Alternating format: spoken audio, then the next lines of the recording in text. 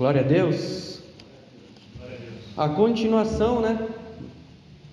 Estamos aí numa série, num certo livro, num certo capítulo, indo para certos versículos. Então vocês fiquem à vontade para já estarem abrindo. 1 João capítulo 2. 1 João capítulo 2, versículo 15 ao 17. Lá no finalzinho da Bíblia, 1 João, não o Evangelho de João, né, o Evangelho de Jesus segundo escreveu João, mas lá no finalzinho da Bíblia, 1 João, antes de 2 João, um pouco antes de 3 João.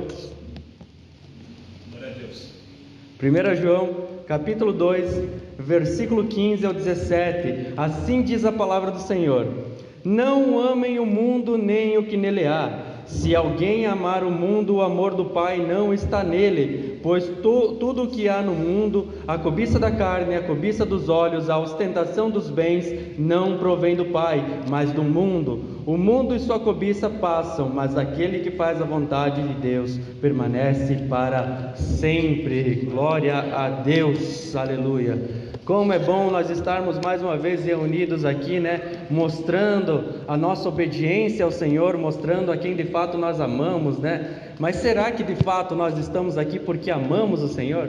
Hoje nós vamos poder entender se o que nós estamos fazendo no nosso dia a dia demonstra de fato, prova o amor que nós temos por Deus ou o amor que nós temos pelo mundo. Porque você no domingo frequentar uma congregação, frequentar um culto, não somente isso não prova que de fato você ama a Deus.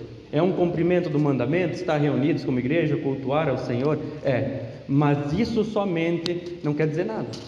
Porque muitas pessoas se reúnem em muitas instituições, que muitas nem são igrejas, muitas de fato nem pregam o Evangelho, e estas pessoas acham que de fato amam a Deus, quando não sabem o que é amor ao Senhor.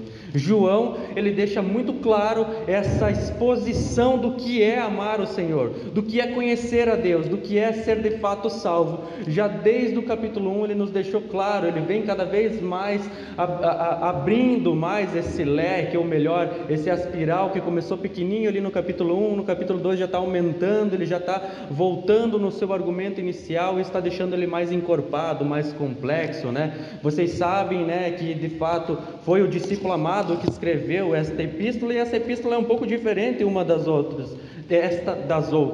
Ele não tem um destinatário, ele não se apresenta no começo, mas já no segundo século a gente vê Irineu ali de Leão já falando dele, alguns outros discípulos, Policarpo também, empregando, os pais da igreja empregando de fato, nos dando a certeza que esta epístola foi escrita por João, o discípulo amado, lá descrito em João no capítulo 21, versículo 20 ao 24, né, que quando ele fala dele mesmo, do discípulo amado, ele diz, e esse discípulo é aquele que está escrevendo, né, que está aí lhes contando essas coisas. E é interessante que o intuito dele com o Evangelho é expor, dar testemunho de quem é Cristo.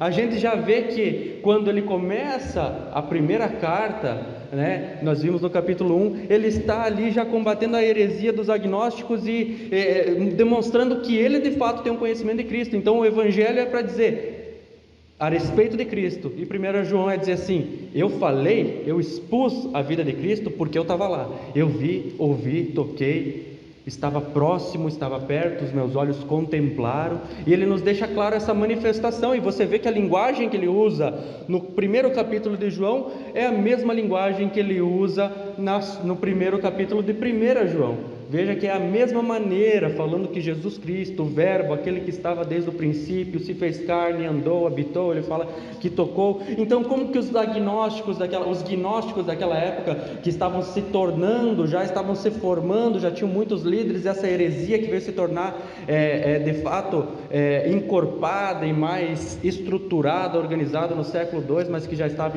iniciando ali, eles diziam que não, eles que conheciam a Deus, eles que tinham de fato uma comunhão comunhão com o céu, eles que andavam na luz, eles que diziam que não tinham pecado, eles que diziam que não cometiam pecado. Então João já no capítulo 1 ele diz, não, calma aí, quem viu, quem conheceu, quem andou junto, o testemunho que eu proclamo para vocês é verdadeiro, porque eu estava lá de perto. Então como que esses homens e essas mulheres, essas pessoas aí que é dentro da igreja estão dizendo que andam na luz, mas que não seguem os ensinos dos apóstolos, a doutrina dos apóstolos? Eles dizem que têm um conhecimento superior, eles têm a ligação deles com Deus em casa, eles oram, lêem a Bíblia em casa, eles têm o método deles, a maneira deles, né? Eles podem continuar praticando, eles tentam pelas suas próprias forças, eles não precisam estar reunidos como igreja, muitos deles nos dias de hoje, porque essa ideia continua a mesma. Pessoas que acham que são bons, que acham que são santos, que acham que não estão cometendo nada errado. João deixa claro no capítulo 1 que eles são mentirosos, eles enganam a si mesmos, e eles, ainda pior que isso, eles estão fazendo de Deus mentiroso, porque a palavra do Senhor diz que todos pecaram e estão destituídos da glória de Deus. Veja que interessante, a gente tem que conhecer essas pessoas, porque como pode alguém dizer que conhece a Cristo, que anda na luz, mas as práticas não demonstrarem isso?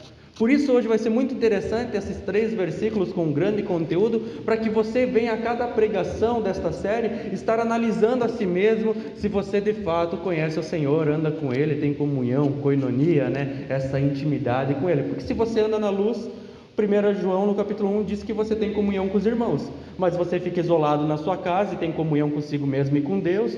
Mas como assim que você tem comunhão com Deus e não tem comunhão com os irmãos? Tem alguma coisa errada, né? João está dizendo que esse não é o padrão da igreja, não é o ensino dos apóstolos. E é interessante que ele deixa claro, mas se nós confessarmos os nossos pecados, se nós de fato chegarmos na presença de Deus sabendo que somos pecadores, salvos pela graça, mas ainda estamos em carne, influenciados, não mais escravos, mas influenciados do pecado, Ele é fiel para nos perdoar, e não só nos perdoar, mas para nos limpar de toda injustiça, de toda podridão que o pecado causa. Ou seja, nós não precisamos só de perdão diariamente pelas falhas que a gente comete, nós precisamos ser limpos. Nós precisamos ser limpos, porque cada pecado deixa uma mancha podre em nós. Então é preciso que essa dívida seja cancelada através do nome de Jesus, da pessoa de Jesus Cristo. E nós já adentramos o capítulo 2 aprendendo isso, que nós temos o conhecimento suficiente para não pecar. Mas se nós viermos a pecar, nós temos perdão dos nossos pecados em Jesus Cristo. Ele é a propiciação, Ele é o nosso intercessor, Ele é o nosso advogado perante ao Pai, Ele que intercede por nós, Ele que pode de fato, sendo justo e aquele que aplacou a ira de Deus, sendo santo, morrendo na cruz do Calvário, Ele pode interceder por nós. Pai, cancela a dívida deles, porque eu paguei na cruz do Calvário. Então não tem como Deus castigar de novo um castigo que já foi castigado em Jesus Cristo. Por isso eu até comentei com vocês, não existe esse negócio de perda de salvação, porque o Cristo morreu para a pessoa, mas ela perde a salvação, daí Cristo foi castigado por essa pessoa, e a pessoa vai ser castigada pelo pecado que Cristo já foi castigado. Como assim? Tem alguma coisa errada nessa teologia, de que eu ganho e eu perco a salvação. Deus disse, nosso Senhor Jesus Cristo falou que era impossível ao homem se salvar. Como que agora então eu digo que eu tenho fé, eu digo que eu faço as coisas para ser salvo? Não, Deus faz a parte dele, mas você sabe, você tem que fazer a tua, né? Não, para a salvação não. Mas então eu não preciso fazer nada. Não, para a salvação você não precisa fazer nada, mas a característica de quem foi salvo por Jesus Cristo é andar na luz, é ter comunhão com Deus e com seus irmãos, é pecar e se arrepender, clamar pelo nosso intercessor, andar segundo a verdade, cumprindo os mandamentos do Senhor. Tá, mas que mandamento é esse que você está falando, João, desde o começo? E ele começa então a expor qual mandamento que é esse, que ele diz a primeira parte: eu não tenho um mandamento novo, mas é um antigo, mas eu tenho um mandamento novo, que foi a pregação do domingo passado, que eu quero que vocês acompanhem comigo, desde o versículo 7 ao versículo 14, para a gente dar uma revisada aqui, para que a gente entenda como assim quem permanece nele deve andar como ele. Como é a maneira que Jesus andou? Qual é a maneira de seguir esse mandamento? Que mandamento que é esse? Qual é a forma que eu devo agir se de fato eu sou salvo? E se de fato você é salvo, você vai conseguir identificar em si mesmo a cada pregação que nós passamos aqui. Nós vimos no primeiro e no segundo versículo da pregação da semana passada, que foi o versículo 7 e 8, dizendo assim: amados, não lhes escrevo um mandamento novo, mas um mandamento antigo, que vocês têm desde o princípio, é a mensagem que ouviram. No entanto, eu lhes escrevo um mandamento novo, o qual é verdadeiro nele e em vocês, pois as trevas estão se dissipando e já brilha a verdadeira luz. Como assim, João? Você está falando do mesmo mandamento desde o começo e você está dizendo que é um mandamento antigo. Eu entendi, é verdade, desde o Velho Testamento Deus já tem alguns mandamentos, mas agora você está dizendo que não é um mandamento novo e agora está dizendo que é um mandamento novo. Como é que a gente encaixa essas coisas? Vocês sabem que o mandamento é amar a Deus sobre todas as coisas, é amar o próximo como Jesus amou. A gente viu na pregação da semana passada, do domingo passado. Mas então qual é esse contraste? Vocês que são grandes conhecedores da palavra, que memorizaram bem, sabem que o amor é mandamento desde o começo, mas Jesus nos ensinou a maneira correta. Não é amar só os amigos, amar só os que estão próximos, e não é amar como a nós mesmos, faça para o outro como você quer que seja feito para você. Não, é muito mais que isso. Jesus amou-nos e se entregou por nós. O limite do amor é a morte, e garanto que nenhum de nós que estamos aqui hoje chegou a esse limite, porque senão não estaríamos, já estaríamos na glória com o nosso Senhor e Salvador Jesus Cristo. Amém? Versículo 9, ele diz assim: quem afirma estar na luz, mas odeia o seu irmão, continua nas trevas. Versículo 10, quem ama seu irmão permanece na luz, e nele não há causa de tropeço.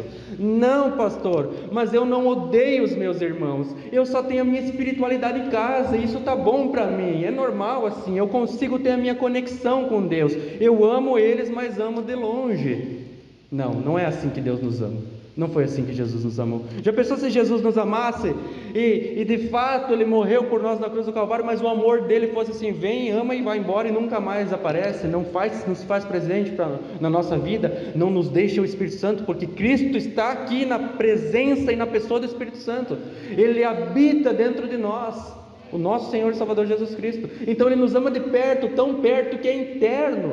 Então como assim? Eu amo meu irmão, eu não odeio meu irmão, mas eu não quero ficar perto dele. Eu tenho minha comunhão com Deus, é um outro caminho, eu criei um novo. Eu tenho o caminho de Cristo e tenho o caminho que eu inventei, o caminho que eu me achego a Deus, e para mim está bom, eu acho que assim está certo. Não, isso não é verdade. O oposto, a Bíblia diz assim, que aquele que ama é aquele que se importa, aquele que pratica, aquele que obedece. Então como assim que eu não odeio meu irmão, mas amo, mas não demonstro, sou indiferente? O contrário de amar é o ódio. A Bíblia deixa claro: se você não ama, se você não demonstra, se você não se importa, se você não está próximo, se você não se ajunta, se você não se reúne, se você não está perto intimamente, que é o que a palavra comunhão significa, você odeia. É isso mesmo. Não, mas eu não amo nem odeio, eu sou neutro. Não, você odeia.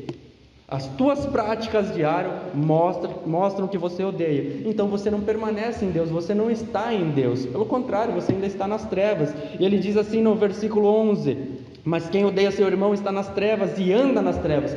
Não só está nas trevas, veja que interessante, anda nas trevas, não sabe para onde vai, porque as trevas o cegaram. É exatamente isso. A pessoa acha que está certa, você vai tentar falar para ela, convencer ela da verdade através das escrituras, ela vai dizer que não, que ela vê, que ela sabe, que ela já leu a Bíblia, que ela faz, que ela acontece. Eu oro em casa, eu tenho minha espiritualidade em casa. A pessoa acha que vê, mas a grande verdade é que ela está cega. Ela está cega porque ela anda nas trevas, e a prática dela diária mostra com quem ela anda. As conversas, as atitudes diárias mostram que a oração e a leitura bíblica sozinho em casa não vale nada, se você lê e não obedece. Não se esqueçam, o ateu também estuda a Bíblia. O ateu estuda a Bíblia provavelmente mais do que a maioria dos que se dizem cristãos que estão nas instituições religiosas.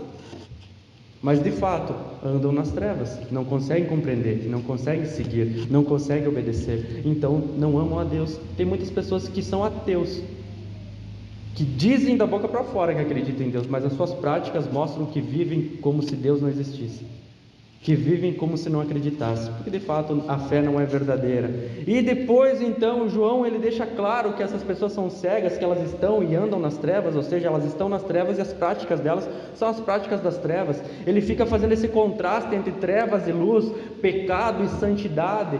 Deus é luz e nele não há trevas. Então ele fica fazendo esse contraste, e mais à frente vocês vão continuar vendo dessa maneira. Mas ele termina essa série, essa parte da carta com os 3 últimos versículos da pregação da semana passada, versículo 12, 13 e 14, que diz assim: filhinhos, eu lhes escrevo porque os teus pecados foram perdoados, graças ao nome de Jesus. Pais, eu lhes escrevo porque vocês conhecem aquele que é desde o princípio. Jovens, eu lhes escrevo porque venceram o maligno. Filhinhos, eu lhes escrevi porque vocês conhecem o Pai. Pai, eu lhes escrevi porque vocês conhecem aquele que é desde o princípio. Jovens, eu lhes escrevi porque vocês são fortes e em vocês a palavra de Deus permanece e vocês venceram o maligno. Que interessante, penetrante, que força que tem esses versículos, que força que tem essa palavra, porque você vê João de uma maneira amorosa, falando filhinhos, num tom pastoral, um tom daquele que ama essas pessoas e dizendo, não, os seus pecados são perdoados, vocês que andam na luz, que obedecem, que amam, que estão próximos uns dos outros, esses são os que de fato amam a Deus. Porque o reflexo do amor de Deus é amar o próximo. O amor vertical se reflete no amor horizontal, o amor àqueles que estão ao nosso redor. E ele diz que de fato, esses que vencem as heresias, que vencem o falso profeta, que vencem o maligno, esses que permanecem na luz, que andam na luz, que permanecem em obediência à palavra de Deus, mesmo sabendo que são pecadores, que pecam, que erram o alvo durante o dia, porque o alvo é Cristo, mas muitas vezes a gente tenta acertar e acaba errando, acaba pecando, acaba saindo da comunhão. Talvez você esteja fazendo isso agora, pecando fora da comunhão no culto do Senhor, quando era para você estar fervoroso, com o coração derramando amor, demonstrando esse amor, essa obediência. Quem sabe você precisa buscar a comunhão de Deus, pedindo perdão, sabendo que os seus pecados são perdoados, que os meus pecados são perdoados, através do sacrifício de Cristo Jesus, nosso Senhor. Hoje então vamos ver esse contraste entre o amor de Deus, o amor a Deus e o amor ao mundo. Ele vai falar aqui sobre 3 atitudes daqueles que amam o mundo. Aquele que ama o mundo tem 3 atitudes, e João também vai dar aqui 3 motivos para a gente não amar o mundo. Então ele nos deixa claro o que é esse amor ao mundo, e também deixa claro qual é o motivo de que você não tem o porquê amar. Se Deus te ama, se Deus te nota, se Deus te percebe, se Deus habita em você, por que que você busca tanto as coisas desse mundo? Por que o teu desejo pelas coisas dessa terra é tão grande? Por que o desejo de ser visto pelas pessoas ao teu redor é tão grande? Se Deus te vê, o dono de todas as coisas, o Criador de todas as coisas, o poderoso Deus te vê, então nós vamos conseguir identificar dentro de nós quais são os pontos que realmente nós precisamos melhorar, que de fato devem ser muitos, né? Quantas coisas que a gente não percebe no nosso dia a dia, mas que demonstram que a gente ama mais o mundo a maior parte do tempo do que a Deus. E você vai ver hoje, mais uma vez, se você é cristão ou não. Por isso o título dessa palavra é: não sacrifiquem o amor a Deus pelo amor ao mundo. E eu clamo a vocês, igreja, não sacrifiquem esse amor precioso, verdadeiro e puro. A gente tantas vezes busca o amor daqueles que estão ao nosso redor, porque a gente tem essa necessidade de ser amado. Por isso que o mandamento é amar aqueles que estão ao seu redor como Cristo amou. Mas lembre-se que independente de cada coisa que fazemos uns para os outros, ou que o mundo faz para nós, que Deus te ama, Deus me ama, nós somos perdoados dos nossos pecados e não tem motivo da gente amar o mundo. Mas no versículo 15 ele diz assim, a primeira parte, olha que interessante: não amem o mundo. Ele deixa claro, é um mandamento, não é assim um conselho, viu? O irmãozinho, amiguinho, coleguinha, viu? Se você não amar a Deus e você amar o mundo, se você amar o mundo, o que acontece? O papai do céu vai ficar tristinho com você. Não, não é assim.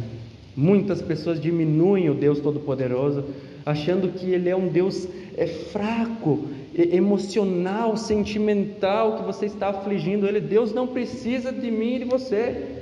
Deus não precisa de nós para nada. Os mandamentos do Senhor não são benefícios para Ele, são benefícios para nós. Quando a palavra de Deus diz não amem o mundo, tem um motivo, tem um significado, mas é para o nosso benefício, não é para o benefício de Deus. Não tem nada que nós possamos fazer que Deus precisa.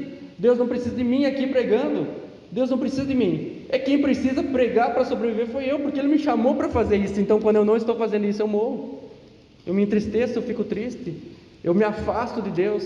É eu que preciso louvar, eu que preciso cultuar. Então não amem o mundo, não busquem as coisas do mundo. Mas o que ele está falando aqui como mundo? Ele está falando de todas as pessoas do mundo, ele está falando da criação de Deus, ou de um sistema que rege o mundo, um padrão, uma mentalidade, uma ação, as ações do mundo, os pensamentos, A mentalidade que rege esse mundo, esse sistema maligno, esse sistema de valores, essas atitudes mundanas. Do que ele está falando aqui? Você acha que ele está falando das pessoas? Porque tem muitas pessoas que acham isso, porque Deus amou o mundo. Todas as pessoas do mundo. Mas Jesus, ele perdoou, ele morreu para perdão dos pecados. A gente viu aqui no começo do capítulo 2, não só o de vocês, mas o do mundo inteiro. E agora ele diz, não ame o mundo, mas assim é para amar todo mundo ou é para não amar todo mundo? O que essa palavra mundo significa? Vocês se lembram na pregação passada que eu deixei claro isso. Não é a palavra que dá significado para o contexto, é o contexto que dá significado para a palavra. Então você vê e entende aqui que obviamente que Jesus está falando através, o Espírito Santo através de João, Deus através de João, não é o amor às pessoas, ou à natureza, ao cosmos, às matas, às florestas, toda a criação de Deus, mas está falando o amor ao sistema maligno desse mundo, às coisas malignas desse mundo, às coisas carnais, e ele vai deixar claro, nem o que nele há. Mas quais são as coisas que nele há? Sim, porque eu vou dar uma série de características para vocês mais adiante, que João vai dar essa série de características, ele vai dizer o que são essas coisas. Mas então, se eu sei que mundo aqui é um sistema, são regras, o regimento desse mundo, a ordem desse mundo, e eu não devo amar o mundo nem o que nele há, mas ele diz aqui, nem o que nele há, e se alguém amar o mundo, o amor do Pai não está nele. Mas como assim, João? Me explica isso daí, o que são essas coisas para mim poder identificar em mim, o que são as coisas que há no mundo que você está mandando eu não amar? Você consegue identificar o que são essas coisas? Você consegue identificar no dia a dia o que é o padrão da tua vida que te afasta de Deus? Sim, porque o amor ao mundo e as coisas que estão no mundo não é assim, eu não posso ter uma casa, eu não posso ter um carro, eu não posso ter um emprego, eu não posso fazer a minha faculdade, eu não posso ter os meus projetos, os meus sonhos, não é isso. Por que isso não é maligno, mas não é para amar as coisas do mundo? Por que então eu posso ter essas coisas, mas eu tenho que não amar essas coisas? A questão é essa, o teu foco. Você pode ter todas essas coisas que o mundo nos oferece, que são criadas por Deus, que vêm da parte de Deus, mas se eu amo o mundo e o que nele há, e isso me atrapalha de servir a Deus, e muitas vezes não é só o pecado, vocês vão entender mais à frente, muitas vezes não é só se prostituir, matar, roubar e mentir, muitas vezes há coisas que o nosso coração almeja, um amor tão gigantesco pelas coisas que há no mundo, que nos atrapalham de servir a Deus. Então aí tu já consegue ter uma ideia. Não amem o mundo nem o que nele há. O que nele há? Quais são as coisas? Qual é o padrão? Você identifica lá fora um padrão que o mundo segue, e você diz, não, eu não quero seguir essas coisas. Mas quando você se dá conta no seu dia a dia, você está enredado, seduzido por essas coisas, e quando você para analisar, se você faz isso durante o teu dia, você diz assim, não, mas eu estou amando o mundo e as coisas que nele há, porque eu estou olhando as pessoas e eu estou agindo igual. O que eu almejo, o que eu sonho, o sacrifício que eu faço pelas coisas do lado do mundo, são o mesmo que as pessoas fazem lá fora, mas quando se refere às coisas de Deus, aí já é diferente. Aí eu já não consigo. Então o que são as coisas que há no mundo? É tudo que deixa o homem cativo, que deixa o homem fascinado, que deixa o homem ocupado a ponto de não servir a Deus. E daí não se emprega só o culto do domingo, todas as reuniões da igreja, todo o nosso dia a dia, o nosso caminhar, todas as áreas da nossa vida. Porque sim, você pode ter passado a semana inteira longe da comunhão com Deus e está aqui no culto, assim como eu estou aqui no culto. Mas e aí? É só essas 2 horas que vamos servir a Deus? É só essas 2 horas que vamos mostrar? 2 horas na semana vão mostrar que de fato eu amo a Deus sobre todas as coisas, e o resto da semana eu fico correndo e lutando pelas coisas que me agradam, as coisas que eu almejo, mostrando que eu amo o mundo e as coisas que nele há. Mas a sentença é a seguinte, há uma consequência disso, há uma consequência de quando você caminha segundo os passos, o plano desse mundo, a ordem desse mundo, e não segue segundo a palavra de Deus. Ele diz assim, sigam comigo, vocês estão com a Bíblia aberta aí, né? Se alguém amar o mundo, ou seja, há uma consequência, e a consequência é o primeiro motivo de que eu e você não precisamos amar o mundo. Ele diz assim, o amor do Pai não está nele. Não há como você amar o mundo e amar a Deus. Não há como você demonstrar que ama a Deus em obediência e uma parte do tempo você ama a Deus, uma parte você ama o mundo. O amor a Deus e o amor ao mundo não conseguem habitar no mesmo espaço. Uma declaração similar você vai ver lá em Mateus 6,24, que diz assim: ninguém pode servir a dois senhores, pois odiará a um e amará o outro, ou se dedicará a um e desprezará o outro. Vocês não podem servir a Deus e ao dinheiro. Veja, é uma declaração similar. Aquele que ama o mundo e as coisas que nele há, o amor de Deus não está nele, não habita nele, porque não há espaço. Você está tão focado no seu dia a dia, nas coisas que você almeja ter, que não há espaço para as coisas de Deus. Vai ser difícil de vir no culto, vai ser difícil de servir a Deus. Se você vir, vai ser com dificuldade, você não vê a hora de ir embora, você fica inquieto, você fica com sono, você não consegue se soltar para adorar a Deus. Então você tem outras prioridades, e a palavra de Deus não te cativa mais. O amor de Deus não habita em você porque não tem espaço na tua vida. É impossível encher um copo que já está cheio. É necessário esvaziar-se. É necessário esvaziar esse copo, esvaziar o seu coração e a sua mente, para que então o amor de Deus te preencha. Mas quando você anda diariamente focado nas coisas do mundo, seduzidos, almejando as coisas do mundo, as coisas da sua casa, da sua família, do seu dia a dia, os seus objetivos, que tempo sobra para Deus? Você fica correndo de um dia para o outro, de um lado para o outro, tentando achar um espacinho para orar, tentando achar um espacinho de tempo para ler a Bíblia, tentando, se esforçando para fazer a vontade de Deus, quando a grande verdade é que você não ama Deus, e não tem mais espaço no teu coração para habitar o amor de Deus. Você colocou tanta coisa em cima do teu coração, em cima da tua mente, que o amor de Deus já não está mais ali. Então vai se tornar muito difícil você fazer as coisas para Ele sem amor. Vai se tornar muito difícil nós conseguirmos usar os meios de graça, a oração, o jejum, a busca interior, o culto ao Senhor, porque já não há mais esse espaço no seu coração. Mas você vai dizer assim: não, pastor, eu tenho lutado diariamente, eu tenho me esforçado para mostrar que eu amo a Deus, que eu obedeço a Deus. Eu não sou isso daí que você está falando, não. Eu amo a Deus, o meu coração é preenchido pelo amor do Senhor. Mas você não consegue frequentar as reuniões, ou se você frequenta, você não consegue ficar na comunhão diariamente. Você diz que o teu trabalho te atrapalha de servir a Deus, os teus sonhos, os teus anseios te atrapalham, porque se eu deixar aqui, como é que eu vou servir o Senhor? Mas daí vai passar necessidade, porque tem o meu trabalho, porque tem o meu sonho, tem as minhas coisas, pastor. Essas duas coisas que te atrapalham de servir a Deus, isso é o amor que você tem pelo mundo. Isso é o amor pelas coisas que você tem, pelo que nele há, o que está no mundo. Sim, pode ser a casa, pode ser o carro, pode ser a família, pode ser o teu corpo, pode ser o teu bem-estar, pode ser o teu bem-estar. É proibido isso? É pecado isso? Não. Mas se isso te atrapalha de servir a Deus, é o amor às coisas do mundo.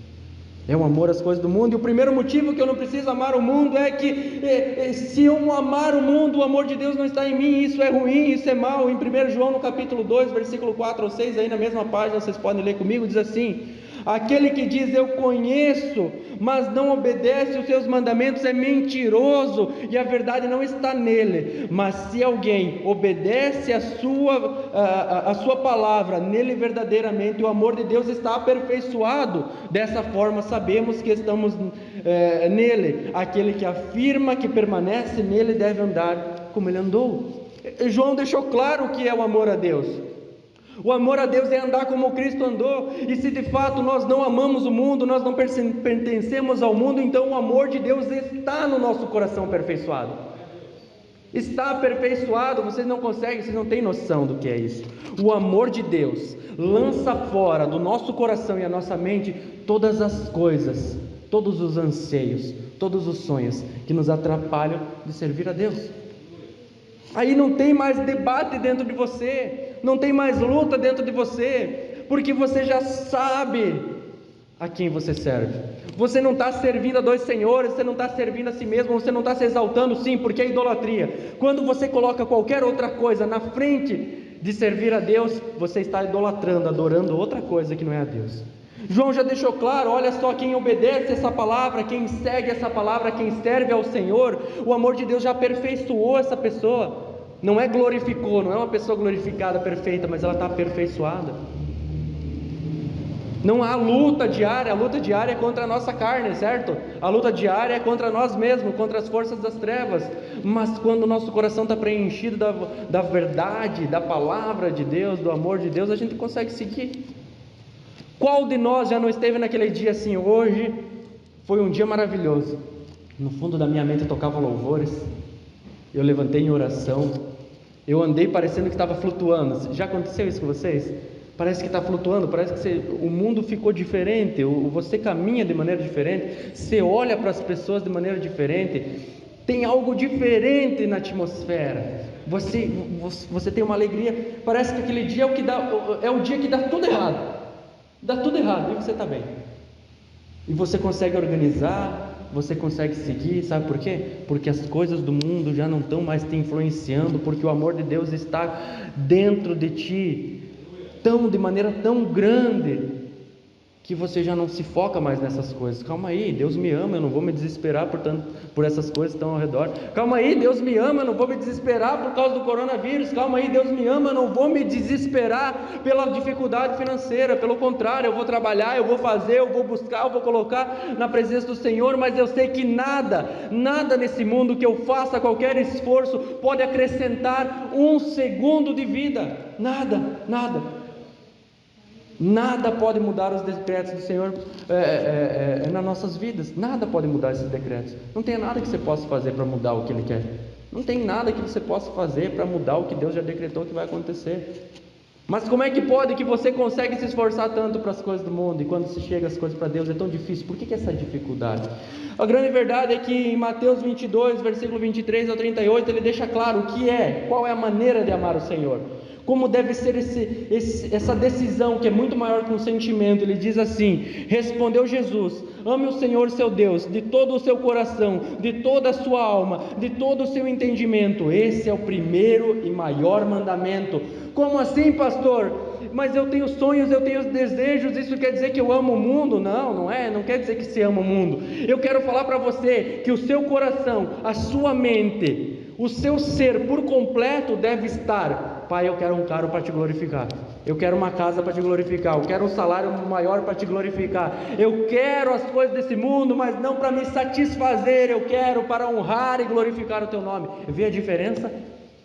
Então fica claro para mim, no meu coração eu tenho um amor a Deus superior a todas as coisas. Então calma aí, o que eu estou fazendo glorifica a Deus? Calma aí, esse meu sonho, esse meu objetivo está glorificando a Deus? Está exaltando o nome do Senhor? Se sim, eu continuo, senão eu deixo. Quantas pessoas que se apavoram com as coisas que estão acontecendo, e por conta de estar desempregado, quando acham o emprego, mas é um emprego no horário que eu não consigo vir no culto, eu tenho um trabalho que eu não consigo frequentar as reuniões. Mas fazer o que? Deus preparou o trabalho para mim. Como assim Deus preparou o trabalho para mim, se faz com que eu não consiga servir a Ele? Como assim esse trabalho de Deus? Foi Deus que preparou para mim. Como assim as coisas que têm acontecido no meu dia a dia são bênçãos de Deus, se elas estão me atrapalhando de servir a Deus? Às vezes até é bênção de Deus. Quem está tornando maldição é você.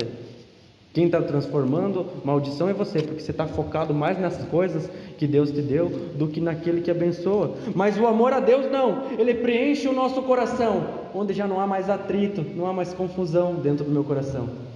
Eu sei o que eu quero. Eu posso, não, eu estou sinceramente falando para vocês aqui agora do meu coração, da minha vida, não da palavra, mas para testemunhar a respeito dessa palavra. Eu não sei tomar muitas atitudes no meu dia a dia. Não sei. Muitas vezes eu não sei o que fazer. Muitas vezes eu tomo atitudes erradas. Mas quando nós tomamos uma atitude em Deus, tudo fica claro. Tudo fica claro. Não é assim? Quando você busca a presença do Senhor, quando teu coração, a tua mente, a tua vida está preenchida das coisas de Deus, é difícil você servir a Deus? É difícil você obedecer ao Senhor? É difícil você tomar as decisões do teu dia a dia? Você fica aflito ali: eu não sei o que fazer, o que eu vou fazer, eu tenho que orar, não, mas eu estou trabalhando, não, calma aí. Preenche o coração, desse amor a Deus, porque o amor de Deus é de todo o coração, toda a alma, todo o entendimento, com todas as nossas forças. Então, quanto a gente gasta de esforço diário para fazer as coisas para nós mesmos? E qual é o esforço diário para obedecer a Deus e glorificar o nome do Senhor? Porque de fato os mandamentos do Senhor não são pesados. A grande verdade é que talvez a dificuldade que eu e você temos de servir ao Senhor é porque ainda amamos as coisas do mundo e elas estão esmagando as coisas de Deus no nosso dia a dia. Eu tive que refletir, a cada dia eu tenho que estar refletindo, eu tenho que fazer uma leitura de mim mesmo. O que aconteceu? Por que muitas vezes eu tenho me entristecido com as coisas? Por que eu tenho ficado muitas vezes sem vontade de fazer as coisas para Deus? Como assim? Que eu não acho, muitas vezes eu não vejo mais o brilho de fazer as coisas para Deus como eu fazia no começo? Sabe o que é essa característica que está acontecendo comigo?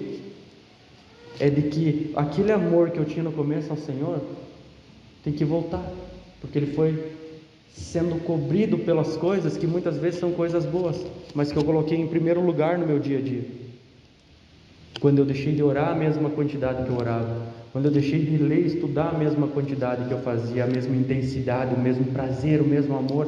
Não, mas calma aí, tem que ajeitar as cadeiras, tem que limpar o lugar, calma aí. Tudo isso é necessário, mas que isso não fique em primeiro lugar no nosso amor a Deus, porque se tem alguma coisa no nosso coração, no nosso esforço diário que não glorifica o Senhor, ou que nos impede de glorificar o Senhor, pode ter certeza que não foi Deus que colocou isso no seu caminho. Se o teu trabalho, a tua vida, os teus sonhos te impedem de servir ao Senhor, pode ter certeza que não foi Deus que colocou isso na nossa vida, não foi, não vem de Deus. E é claro que no versículo 16 ele vai começar a explicar o que é esse amor ao mundo, no que se reflete, quais são as características, a atitude daquele que ama o mundo, para você ver se os teus sonhos são para glorificar a Deus ou se são para glorificar a si mesmo, se de fato a idolatria que você tem, você adora a Deus, idolatra a Deus, ou você de fato está adorando as coisas do seu dia a dia. Versículo 16 ele diz assim: pois tudo o que há no mundo... Nossa, João, como assim? Tudo o que há no mundo? Todas as coisas? Mas é muita coisa, João. Tudo o que há no mundo. Olha só que interessante o argumento que ele dá. Ele primeiro fala de maneira geral e depois ele vai começando a especificar. Então ele diz tudo o que há no mundo. Mas o que é esse tudo o que há no mundo? Eu vou especificar para vocês. Há muitas coisas que há no mundo e há algumas pessoas que pensam assim: não vai lá no mundo, essas coisas são do mundo, não escuta essa música que é do mundo, o lugar que você está frequentando é no mundo, é um lugar do mundo. Pois é, eu até agora não saí do planeta, eu vou ter que escutar as músicas que é desse planeta, que é desse mundo. Eu vou ter que frequentar o lugar que é desse mundo. Se tu me apresentar um lugar na lua e me levar lá, eu começo a ir lá. Mas as pessoas distorcem a palavra e dizem assim: ó, tudo que é no mundo, viu? Não ame o mundo, porque você está indo num lugar que é do mundo. É o lugar, a congregação é um lugar santo, então é o lugar de Deus. Saiu, a rua é do mundo, então não ande pelas ruas. Sim, porque o shopping é do mundo, já ouvi falar. A praia é o lugar do mundo, a piscina é o lugar do mundo, a pizzaria não, né? A pizzaria é de crente, né? A pizzaria não é do mundo, né? Lá as músicas é abençoada, lá pode ir. Não, mas lá é o lugar pecaminoso, ali é o lugar... Não tem nada a ver com lugares. Eu já falei para vocês que não tem... Isso tudo que há no mundo não tem a ver com a casa, o carro que você quer. Tem a ver com o que está no teu interior, o amor que emana de dentro de você. É ali, é no nosso interior. Colossenses capítulo 2, versículo 8 diz assim: tenham cuidado para que ninguém os escravize a filosofias vãs e enganosas, que se fundamentam nas tradições humanas e nos princípios elementares desse mundo e não em Cristo. Então é simples de entender que ele não está falando de lugares desse mundo, ele não está falando de regiões, ele não está falando o mundo, a natureza, a criação de Deus. Ele está falando de práticas do mundo. Porque eu quero ter uma casa, mas eu não vou sacrificar as coisas de Deus para ter uma casa. Agora a pessoa lá de fora, o descrente, muitas vezes nós temos atitudes como de descrentes, faz coisas que não glorificam a Deus e colocam coisas em primeiro lugar. Às vezes bênção que Deus nos dá e a gente coloca em primeiro lugar. Então o mundo aqui está falando desse sistema, porque não é um lugar, mas tem pessoas que dizem que é um lugar. Essa roupa que você está vestindo é do mundo, e essa daí é de Marte, que você está vestindo aí é de Júpiter. Da onde que é essa roupa aí? Não, mas essa roupa é pecaminosa, esse teu estilo é pecaminoso, porque é as coisas do mundo, você está frequentando um lugar do mundo. Isso daí é tradição humana. São tradições humanas, vãs filosofias que não se fundamentam em Cristo, mas se fundamentam no homem, no desejo do homem. nas coisas que o homem julga santo, e a palavra nada tem dito sobre isso, nada tem nos influenciado. Porque sim, como que eu não posso ir num lugar que é do mundo, mas eu preciso pregar para as pessoas que são do mundo? Como? Vou esperar elas virem na igreja? Quando vir na igreja eu prego. A Bíblia não manda pecador procurar a igreja. A Bíblia não manda o descrente procurar a igreja. A Bíblia manda a igreja procurar o pecador. É nós que temos que ir atrás do perdido. Não o perdido que tem que se achar e vir atrás de nós. É nós, é nossa responsabilidade. Então, nem de perto e nem de longe é lugares específicos que você não pode frequentar, ou um tipo de roupa que você não pode frequentar. Pelo contrário, veja se a maneira que você se veste glorifica a Deus. Veja se a maneira, os lugares que você está indo, o que você tem conversado, as pessoas que você anda, glorifica a Deus. Então você vai conseguir identificar que o problema não está no lugar, está interno, está dentro de você. Colossenses no capítulo 2, mais à frente, versículo 20 ao 23, diz assim: já que vocês morreram com Cristo para os princípios elementares desse mundo, por que é que vocês, então, como se ainda pertencesse a Ele, se submetem a regras? Não manuseie, não prove, não toque. Todas essas coisas estão destinadas a perecer pelo uso, pois se baseiam em mandamentos e ensinos humanos. Essas regras têm de fato aparência de sabedoria, com sua pretensa religiosidade, falsa humildade e severidade com o corpo, mas não tem valor algum para refrear os impulsos da carne. Então você amar o mundo não é deixar de se vestir de uma maneira, deixar de ir em certos lugares, deixar de falar gíria, deixar de fazer a tatuagem. Pelo contrário, essas regras mundanas que se fundamentam nos princípios desse mundo, nas tradições do homem, não. Esse estilo é de Deus, esse estilo é demoníaco, essa música é de Deus, esse estilo de música é demoníaco, esse lugar é de Deus, esse lugar é do diabo. Ué, mas Deus não está em todos os lugares? Deus não é o Criador de todas as coisas? Deus não é onipresente? Ele está em todos os lugares? Como assim então que o lugar que eu vou lá é do diabo? Deus não está lá. Deus não está lá. Então você não acredita que Deus está em todos os lugares, que Deus é onipresente. Então essas regras, elas aparentam assim: olha só, se você se vestir dessa maneira, você não está pecando. A pessoa pensa: pô, que fácil, né? Meu coração continua podre. O que importa é a roupa estar bonita, segundo os padrões deles, né? Não segundo o que você acha que é bonito, segundo o que eles colocam como regras e como padrão. Falar da maneira que eles falam, agir da maneira que eles agem, frequentar os lugares que eles frequentam, excluir as coisas que eles excluem.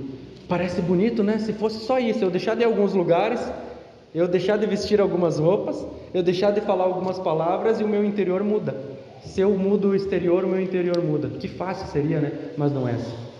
Até parece bonito, parece que essa pessoa que está falando é sábia, parece que essa severidade em trocar a roupa do corpo e mudar o estilo, o padrão de vida, parece bonito, mas nada tem, nada importa, nada vale, não tem valor algum para refrear os impulsos da carne, não tem valor nenhum. E vocês vão ver mais adiante o que são essas coisas do amor no mundo, e a primeira delas é a cobiça da carne.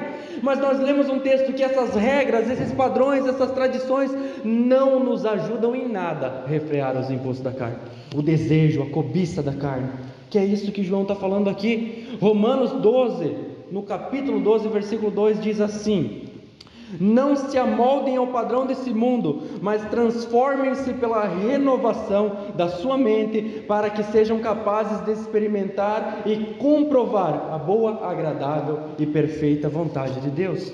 Olha só a riqueza desse versículo: não se amoldem ao padrão do mundo. A palavra moldem aqui é molde mesmo no grego, é um molde, é uma forma, O mundo tem uma forma, tem um molde, mas o teu molde é Cristo. Você deve andar como Cristo andou, né? Então a tua forma, o teu molde, como você deve agir, tem que ser enquadrado e encaixado nesse molde.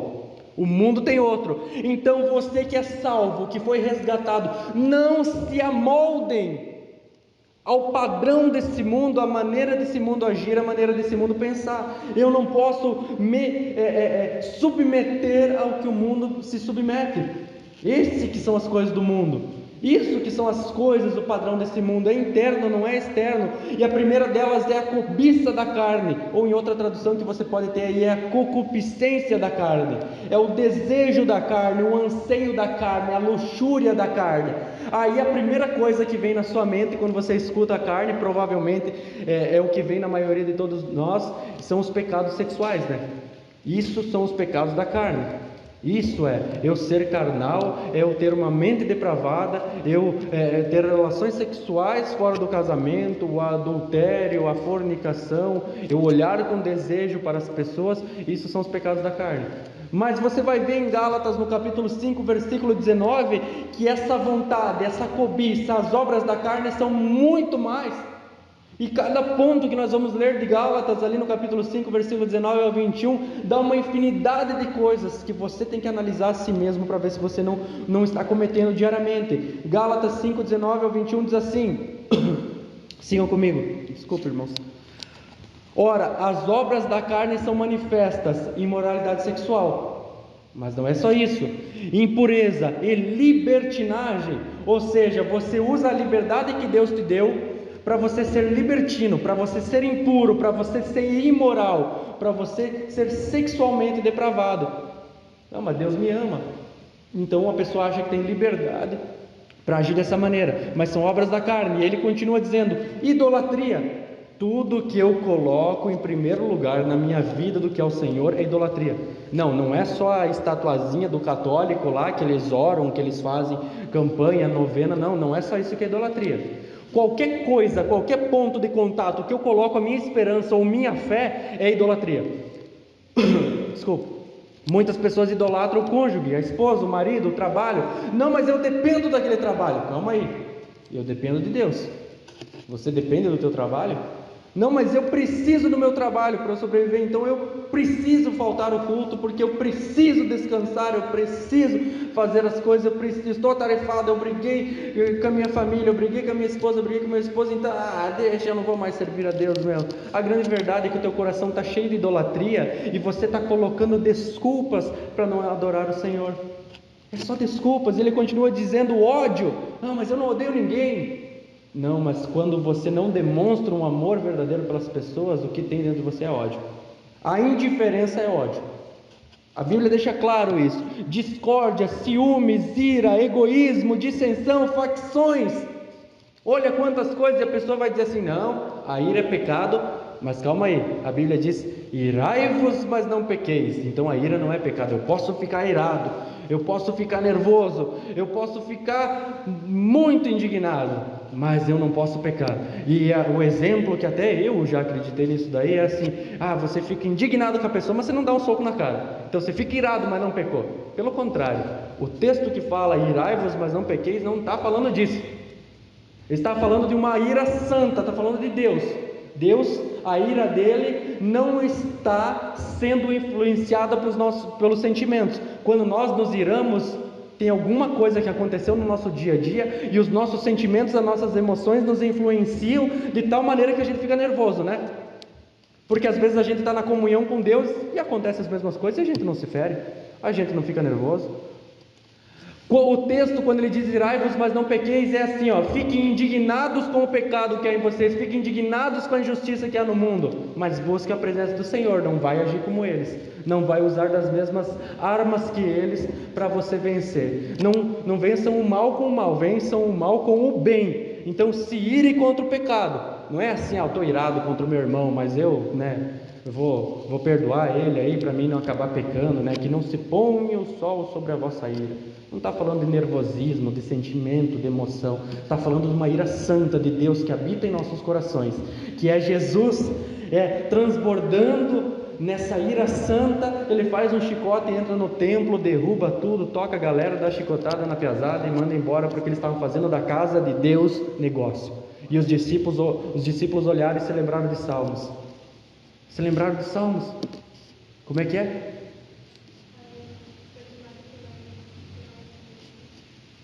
Alguém se lembra do texto de Salmos? O que os apóstolos e os discípulos viram? A importância que Jesus tinha em fazer as coisas de Deus. Agora vocês gostaram, né?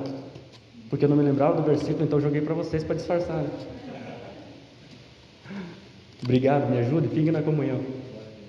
O zelo pelas coisas de Deus consumiu Jesus de tal maneira que ele ficou irado pelas coisas que estavam fazendo com as coisas de Deus, a maneira que agiam das coisas de Deus. Isso é irai-vos, mas não pequei. Porque aqui ó, a ira é pecado. Você está irado, deixar-se levar pelos seus sentimentos e ficar em desavenças, guardar rancor, ciúmes, essa discórdia, esse egoísmo, essa dissensão, essas facções, esses panelinhas, esses grupinhos, esses cochichos pelas costas uns dos outros, de pessoas que não têm coragem de falar quando a pessoa está junto.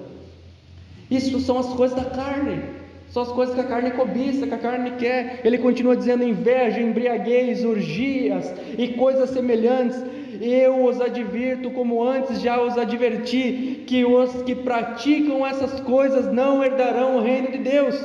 Então os desejos que a carne tem, os anseios que a carne tem, que nos atrapalham de servir ao Senhor, que nos afastam da presença de Deus, que são contrários ao Senhor, é isso que ele está falando aqui. Não ame o mundo, e nem as coisas que nele há, porque tudo que há no mundo, a cobiça da carne. Ele deixa claro o primeiro ponto. Gálatas 5,16, versículo 17 diz assim: por isso digo, vivam pelo Espírito, e de modo nenhum satisfarão os desejos da carne, pois a carne deseja o que é contrário ao Espírito, e o Espírito que é contrário à carne. Eles estão em conflito um com o outro, de modo que vocês não fazem o que desejam. Olha só que interessante. Quantas vezes a gente se submete às coisas da carne? Quantas vezes é mais fácil a gente se submeter aos nossos desejos? Não, mas eu quero mais conforto, pastor. Não, mas eu preciso, porque eu preciso estar mais seguro, eu preciso de segurança, eu preciso de estabilidade. Então, pastor, é só um tempo, eu preciso fazer esse esforço, porque daí eu vou estar estável, eu vou estar bem, eu vou estar tranquilo, aí sim eu consigo servir a Deus. Sabe qual que é o problema que eu não consigo servir a Deus? Porque tem coisas ainda que eu tenho que fazer, e eu preciso, pastor, não tem outro jeito, eu preciso fazer. É mentira, é bobagem. É bobagem. Lucas, vem e me segue. Estava trabalhando, foi seguir o Senhor. Pedro, estava trabalhando, vem e me segue, foi seguir o Senhor. Tinha família, mulher. Jesus até, muitos dizem que Jesus ali prejudicou Pedro quando foi curar a sogra dele. Não deveria ter curado a sogra de Pedro. Por isso que Pedro, né? Os caras inventam cada coisa. Mas eles estavam trabalhando. Então, como assim que você não consegue? Como que assim que o teu corpo é mais importante do que servir ao Senhor? Quando Paulo diz que esmurra o seu corpo para servir a Deus, submete ele à escravidão para servir a Deus, mas você não consegue. O teu problema lá no fundo é a cobiça da carne. Você cobiça o que a carne sente, o que a carne deseja, o que a carne quer. Então você coloca em primeiro lugar nas coisas de Deus e você diz assim: eu não tenho saída, eu tenho que fazer isso. Depois que eu terminar eu posso servir a Deus. Depois que isso passar eu posso servir a Deus. E essa pessoa, ela anda nas trevas e ela está nas trevas, ou melhor, ela está nas trevas e anda nas trevas porque ela não consegue enxergar. Ela acha que não tem saída, não tem solução. Não, eu não consigo, eu não posso. Como que eu vou fazer? Mas na verdade ela só faz porque ela deseja. O desejo do coração dela é mais forte, o desejo da carne é mais forte do que o amor a Deus.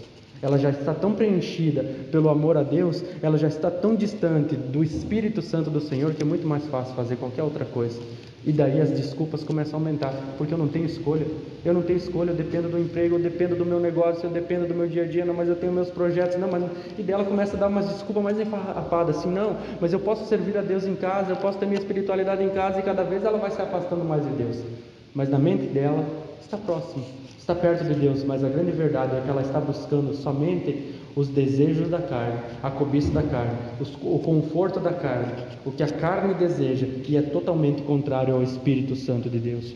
Romanos capítulo 8, versículo 5 ao 8 diz assim: quem vive segundo a carne tem a mente voltada para o que a carne deseja, mas quem, de acordo com o Espírito, tem a mente voltada para o que o Espírito deseja. A mentalidade da carne é carne, ou melhor, a mentalidade da carne é morte, mas a mentalidade do Espírito é vida e paz. A mentalidade da carne é inimiga de Deus, porque não se submete à lei de Deus, nem pode fazê-lo.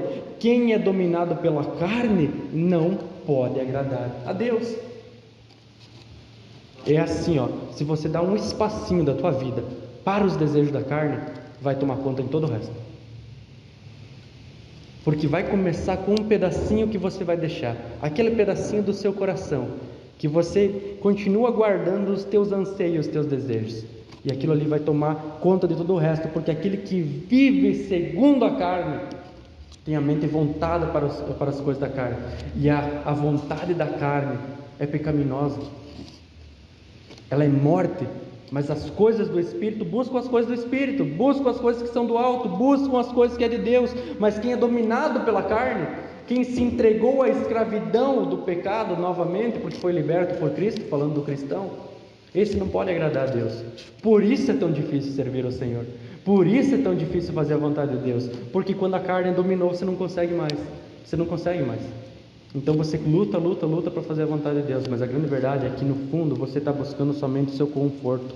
Gálatas 5:24 diz assim: os que pertencem a Cristo Jesus crucificaram a carne com as suas paixões e seus desejos. Não é crucificarão, não é futuro, é crucificaram, já aconteceu, já fez. Com Cristo Jesus na cruz do Calvário, quando Ele foi crucificado, nós fomos crucificados com Ele. Nós fomos crucificados com Ele. Então, como assim que no teu dia a dia, o teu esforço é mais para as coisas do mundo do que para as coisas de Deus? Você já parou no final do teu dia para analisar se no teu dia a dia as coisas que você fez glorificaram ao nome do Senhor, glorificaram a Deus? As coisas do teu dia a dia, será que fizeram parte da glória de Deus manifestando-se na sua vida? Você já parou para analisar se o teu caminhar, a maneira que você anda diariamente, manifesta a glória de Deus? Quando as pessoas te olham, elas olham que você tem uma postura diferente, deparada à situação do nosso dia a dia? Você já parou para analisar no final do teu dia, lá quando você está tomando banho antes de dormir, ou você coloca a cabeça no travesseiro, calma aí, deixa eu revisar o que aconteceu, o que eu fiz no meu dia a dia, em que ponto eu perdi a comunhão? Em que ponto eu tive que lutar para buscar? Em que ponto que eu estava fazendo as coisas que a carne deseja? A cobiça da carne, mas ele dá um segundo, e agora ele vai deixando mais específico. Primeiro ele falou que era todas as coisas do mundo, tudo que há no mundo. Daí ele especificou, calma aí, é a cobiça e os desejos da carne. Agora é a cobiça dos olhos, ele vai especificando mais. Enquanto que a cobiça da carne são coisas exteriores que a gente quer, a cobiça dos olhos são coisas interiores, mas que elas se transformam em exteriores. O olho vê, deseja, e daí a mente começa a gerar, e a carne começa a desejar também, e você vai lá e faz. Mas a cobiça dos olhos, você olha e você deseja, você cobiça aquelas coisas, te tira a paz. Sim, porque a mentalidade voltada para o Espírito é paz, é vida. Mas quando você deseja essas coisas, você começa a ficar inquieto, você começa a perder a paz, você não consegue mais permanecer na presença do Senhor, porque a tua mente, teu coração está diariamente focado naquelas coisas ali, que os teus olhos cobiçam, até você externalizar com os desejos da carne, a cobiça da carne, cumprindo aquilo ali que os teus olhos cobiçaram. É fácil você entender, eu vou dar um exemplo, mas existem vários. Davi, 2 Samuel, capítulo 11, versículo 2. Vocês com certeza que são grandes conhecedores da palavra, já sabem o que eu vou falar a respeito de Davi, né? 2 Samuel, capítulo 11, versículo 2, diz assim, capítulo 11, versículo 2. Uma tarde Davi levantou-se da cama e foi passear pelo terraço do palácio. Primeira parte. Como assim? Estava dormindo de tarde, Davi? O que estava acontecendo? Alguma coisa estava errada aí, porque esse ato dele levou a uma consequência. O texto diz assim: do terraço viu uma mulher bonita tomando banho. Nem preciso ler mais o que acontece para frente, né? Você já conhece o texto, você já conhece a história. Davi estava lá preguiçosão, é o rei, né? Sou o rei. Os exércitos estavam em guerra e Davi estava em casa. O rei, que naquela época tinha que ser um guerreiro, também estava em casa, estava de boa. De tarde, deitadão na cama, levanta e vai para o terraço. Se vocês verem o mapa de como era o palácio, uma maquete de como era o palácio, o tanque onde ele viu essa linda mulher se banhando era muito longe. Mas os olhos de Davi viram que ela era bonita. Não era assim, ó, ele saiu na sacada e olhou ali embaixo, tem uma mulher pelada ali tomando banho num chafariz. Não é muito longe aquele tanque. Ele viu, observou essa mulher bonita, e vocês sabem o que aconteceu. Mandou chamar essa mulher, se deitou com essa mulher. Ela é a mulher do comandante dele que estava na guerra. Dali para frente, Davi demorou meses para se recuperar, por conta desse pecado, desse adultério. Davi adulterou, essa mulher engravidou, ele chamou os exércitos de volta, chamou esse general, amigo dele, e ele diz: fique com a sua família, fica com a sua esposa em casa, porque pensou o quê? O plano dele: calma aí, você viu, os olhos cobiçaram, a carne foi lá e cobiçou, ele consumou o ato, e agora continua ali, os olhos estão cobiçando ainda, está começando a armar planos. Se ele ficar em casa, ele vai ter relações sexuais com a mulher dele, vai achar que o filho é dele, tudo certo. Olha só o plano, porque assim, até esses caras voltar da guerra era muito tempo. E daí o general diz assim: não, mas eu vou ficar no campo, acampando junto com os soldados, não é certo que eu possa ir para casa. E eles não, ficou lá. Davi já se quebrou no plano dele, já não deu certo. Depois Davi falou: então vou te colocar na frente de batalha. Ordenou para esse general ficar na frente de batalha, porque os que ficam na frente de batalha são os primeiros que morrem. Davi planejou a morte de um amigo por causa de um pecado, e ele foi lá, realmente esse homem morreu. Então Deus manda um profeta falar com Davi, porque eles seguiam a lei de Moisés, vocês se lembram. E daí ele dá um exemplo, eu vou falar com as minhas palavras o exemplo. Davi, tem um homem que tem um monte de cabritinhas, um monte de ovelhinhas, e o outro homem só tem uma. Mas esse homem que tem várias, roubou a única que ele tinha, que esse outro homem tinha. O que a gente tem que fazer com esse cara? Davi fala assim: traga-me ele aqui, que eu matarei com as minhas próprias mãos. O profeta diz: esse homem é você. Aí Davi entendeu. Precisou Deus mandar um profeta, um irmão, colocar o dedo na cara de Davi, do rei, mostrar que ele estava errado, porque já tinham se passado vários meses. Deus perdoa o pecado de Davi porque ele se arrepende. Perdoa a cobiça dos olhos, perdoa a cobiça da carne, a concupiscência da carne, perdoa. Mas as consequências são gravíssimas. O filho de Davi, o profeta disse que ao 7º dia morreria. Davi jejuou, orou, colocou pano de saco, jogou cinza na cabeça. 7 dias a criança morreu. Davi tirou o pano de saco e continuou servindo a Deus, porque não tem nada que você possa fazer. Se você ama o mundo, se você cobiça as coisas da carne, se você cobiça as coisas que os teus olhos veem, almejam e te afastam da presença de Deus, pode ser o carro, a casa, os teus sonhos, não precisa ser um adultério e um assassinato como Davi, mas vai ter uma consequência espiritual muito grande. Aquela criança precisava ter morrido? Não, mas a consequência do pecado de Davi, não do pecado da criança, não dos erros da criança, mas do pecado de Davi, a consequência fez com que isso acontecesse.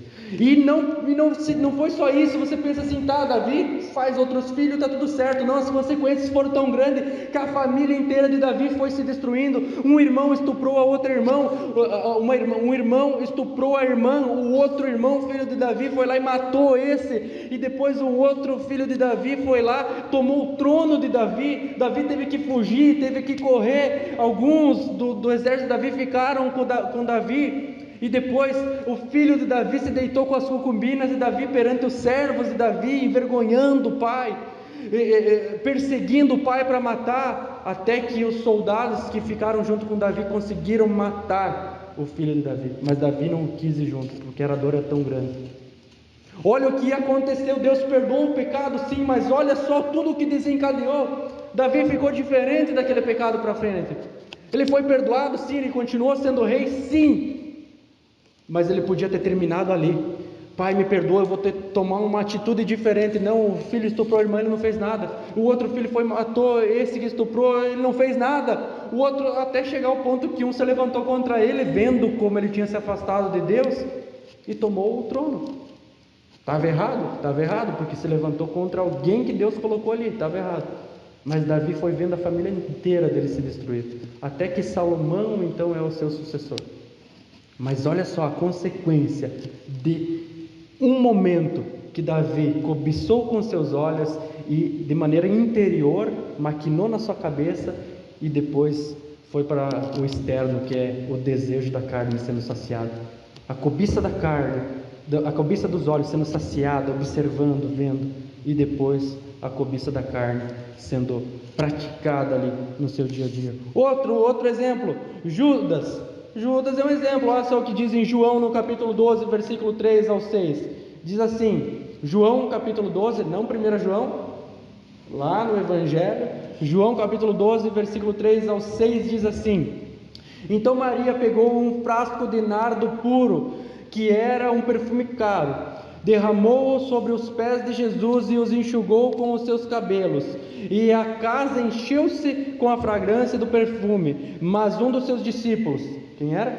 Judas Iscariotes, que mais tarde iria traí-lo, fez uma objeção.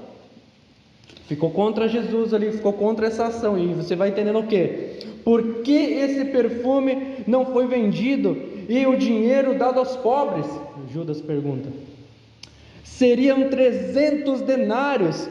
Ele não falou isso porque se interessava pelos pobres, mas porque era ladrão, sendo responsável pela bolsa de dinheiro, costumava tirar o que nela era colocado. Viu qual que era a questão? Mas quando Judas falou, nossa, olha só que nobre Judas, né? Se preocupando com os pobres. Muitas vezes a tua desculpa e a minha desculpa é a mesma. Não, Senhor, mas eu preciso fazer isso. Mas lá no fundo tem um outro porquê. Ah, não, Pai, mas eu tenho que fazer essas coisas. Mas lá no fundo tem outro porquê. A mulher veio, quebrou o vidro de perfume aos pés de Jesus, estava ungindo o corpo de Jesus para a morte de Jesus, e ele vem e fica, mas esse tá louco, que desperdício, ela jogou fora. Como assim jogou fora? Ela deu um presente a Jesus, ela perfumou o corpo de Jesus, mas o que Judas via era somente que podia ser vendido esse perfume, e ele que ia ficar com o dinheiro, porque ele era o cara que ficava com a bolsa do dinheiro, e ele ia poder tirar um pouquinho para ele.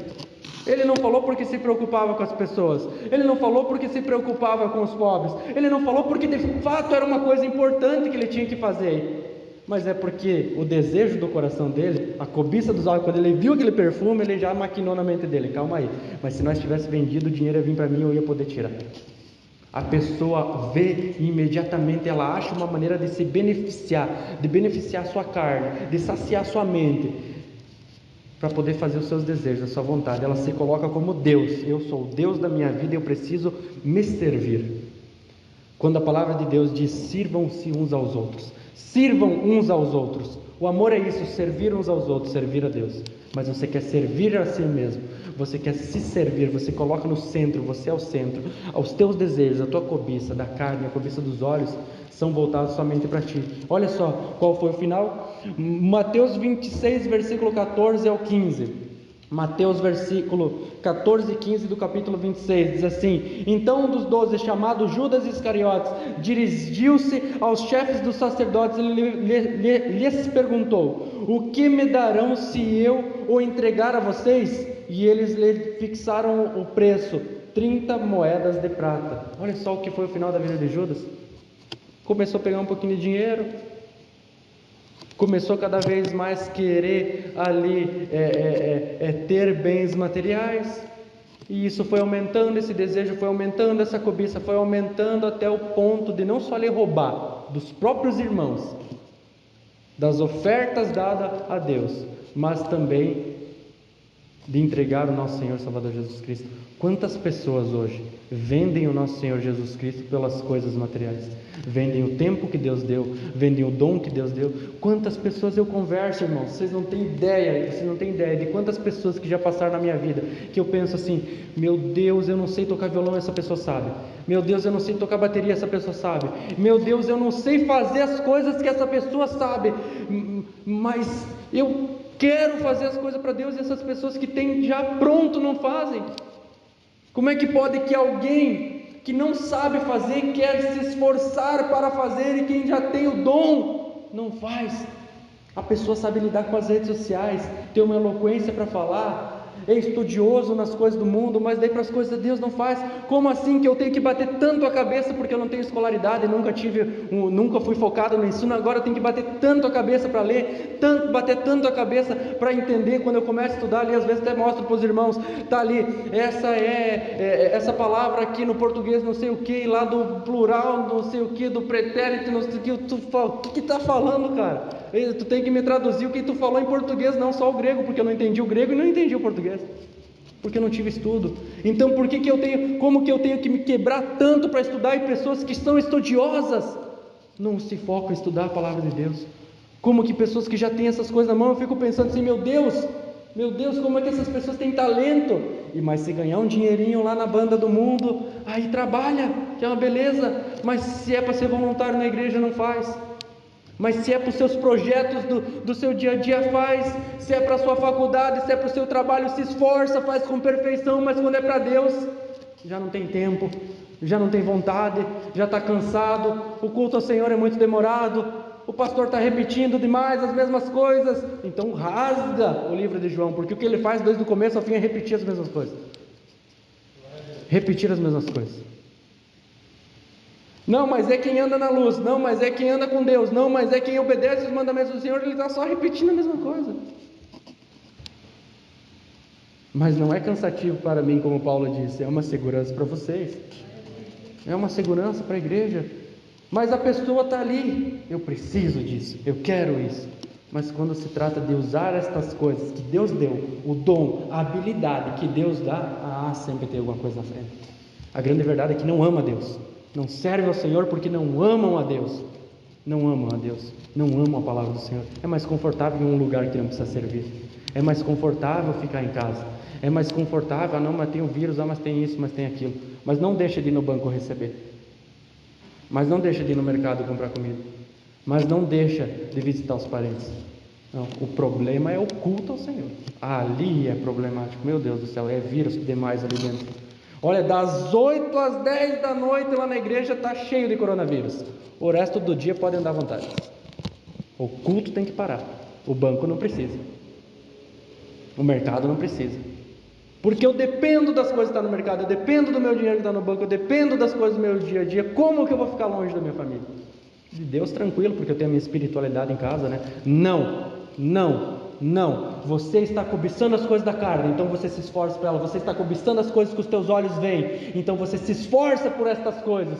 Você anseia, isso te tira a paz. Você quer tanto essas coisas que já se torna natural não fazer a vontade de Deus, porque o teu coração está preenchido desse amor ao mundo e das coisas que nele há. E ele deixa mais claro ainda: o desejo da carne, o desejo dos olhos e a ostentação dos bens. A pessoa fica orgulhosa quando consegue as coisas que ela quer. Ela fica orgulhosa, ela já quer contar para todo mundo. De Deus ela não fala para ninguém. Dificilmente fala de Jesus. Jesus falar para todo mundo de Jesus, para que ficar falando? Mas esse cara é chato, só fala de Bíblia. O cara comenta uma coisa e ele diz um versículo. Isso é chato demais, só fala de Jesus. Ô irmão, eu cheguei e quero aprender, irmão. Você tem que falar menos de Deus, tem que, ser mais o mundo que a gente vive hoje, a Bíblia, 2000 anos e blá. Você tem que se infiltrar, você tem que estar ali. Se um cara vem e me fala isso daí, que ele tem que se fazer de alguma coisa, usando o texto de Paulo, para poder ganhar essas pessoas, eu digo assim: então se faça de gay, se faça de travesti para ganhar os travestis. Porque você diz que você tem que trabalhar, você tem que almejar, você tem que falar como eles falam, para você adentrar no meio deles, para você ficar perto deles.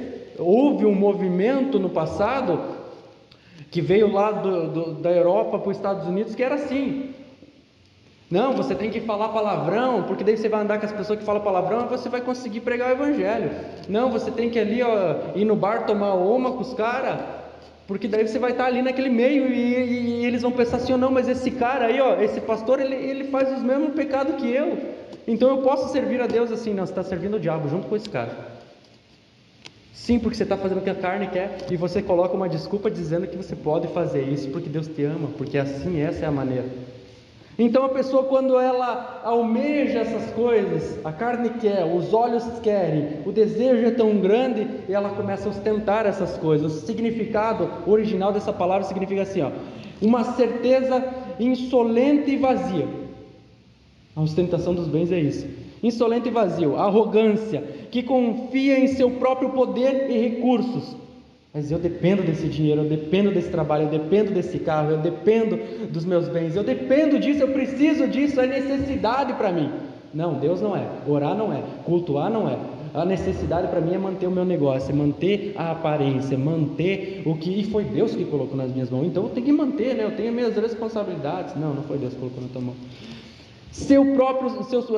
Que confia em o seu próprio poder e recursos, que despreza e viola vergonhosamente a lei divina e os direitos humanos. Tem um mandamento para se reunir como igreja, mas quando tem as coisas do mundo, então viola deliberadamente os mandamentos do Senhor. Que eu dependo das coisas do mundo, eu dependo desse trabalho, eu dependo dos meus bens, eu dependo das coisas que estão ao meu redor. Uma presunção ímpia e vazia, pretensão que confia na estabilidade das coisas terrenas. Se eu ter, então eu vou servir a Deus. Se eu conseguir esse carro, vai dar para mim ir na igreja. Eu vou poder ir no culto. Se eu ter, eu vou mostrar para os irmãos que eu sou abençoado. É uma pessoa que precisa viver sendo elogiada pelas pessoas ao redor. Ela anseia por elogio. Mas olha que tênis, mas olha que roupa, mas olha, está terminando a faculdade, mas olha o carro, mas olha isso. É a pessoa que só faz, não para glorificar a Deus, mas que faz para demonstrar para os outros. Precisa de atenção, tadinho. Precisa de atenção. Tem o coração ferido e magoado. Muito rejeitado, foi muito rejeitado na vida. Esse menino foi muito rejeitado na vida, então ele tem que fazer agora para as pessoas acolherem ele. Deus te ama, os teus pecados são perdoados e você fica cobiçando as coisas da carne. Como assim? O amor de Deus não é suficiente para mim e para você? Você vê e logo quer, e você ainda quer para ostentar para os outros, para você achar que agora sim eu posso servir a Deus porque estou estável financeiramente, porque o meu negócio vai bem, o meu emprego vai bem, a minha família vai bem, eu parei de fumar, parei de beber, então agora eu posso servir a Deus. Tudo papo furado, tudo conversa fiada. Essa pessoa ama o mundo, ama as coisas que nele há, e as coisas são essas: as cobiças da carne, os desejos da carne, os desejos dos olhos e a ostentação dos bens. 1 Timóteo capítulo 6, versículo 9 ao 11 diz assim: os que querem ficar ricos caem em tentação, em armadilhas e em muitos desejos descontrolados e nocivos, que levam os homens a mergulharem na ruína e na destruição, pois o amor ao dinheiro é a raiz de todos os males. Algumas pessoas, por cobiçarem o dinheiro, desviaram-se da fé e se atormentaram a si mesmas com muitos sofrimentos. Você, porém, homem de Deus, fuja de tudo isso e busque a justiça, a piedade, a fé, o amor, a perseverança e a mansidão. Conseguiram entender? Não, pastor, mas eu não sou essa pessoa, porque eu não quero ficar rico. Eu só quero ter um carro bom, uma casa boa, um emprego bom, um salário bom. Não, você quer ficar rico, sim. A verdade é essa. Porque assim, o carro de 40 mil já não vai ser bom o suficiente, você vai querer um de 100 mil. Mas pastor, eu preciso, porque é mais confortável, porque Não, é só para ostentar. É só para ostentar. Porque se você quisesse, para glorificar a Deus, podia, até ter 1 milhão. Mas a grande verdade não, que você coloca essas coisas no primeiro lugar, e você busca essas coisas em primeiro lugar do que as coisas de Deus, porque você tem o teu jeito de servir a Deus na tua casa, no teu trabalho, em casa. Então você pode servir como você quiser. Então você já tem a conexão com Deus. Então você não se emprega isso aqui: pastor, eu amo todo mundo, eu não quero ficar rico, eu não estou atormentado, estou vivendo bem pra caramba. A grande verdade não, que no fundo do coração dessa pessoa que cobiça a carne, a cobiça dos olhos e a ostentação dos bens, ela se atormenta a si mesma, se enrola nos seus próprios planos, se enrola nos seus próprios projetos, porque o foco das coisas diárias já não é mais o Senhor. Então sim, vai abandonar facilmente as coisas de Deus, vai abandonar facilmente a comunhão dos irmãos, vai começar a usar ou enterrar os dons que Deus deu para servir a si mesmo, porque não tem outra escolha, não tem outra alternativa. Eu não tenho como deixar, eu não posso, está cego, anda nas trevas, o coração já está tomado pelo pecado, a pessoa anda diariamente perturbada pelas coisas, ansiosa pelas coisas desse mundo. Mas o culto no domingo nem é tão esperado pela pessoa, tanto que pode não vir, pode faltar, pode vir ou pode não vir, ou pode vir e agir de qualquer maneira aqui dentro. pode vir e não estar na comunhão, não vê a hora de terminar para ir embora. A pessoa tem orgulho do que ela sabe, tem orgulho do que ela tem orgulho do que ela quer, tem orgulho de quem se tornou, mas não em Cristo.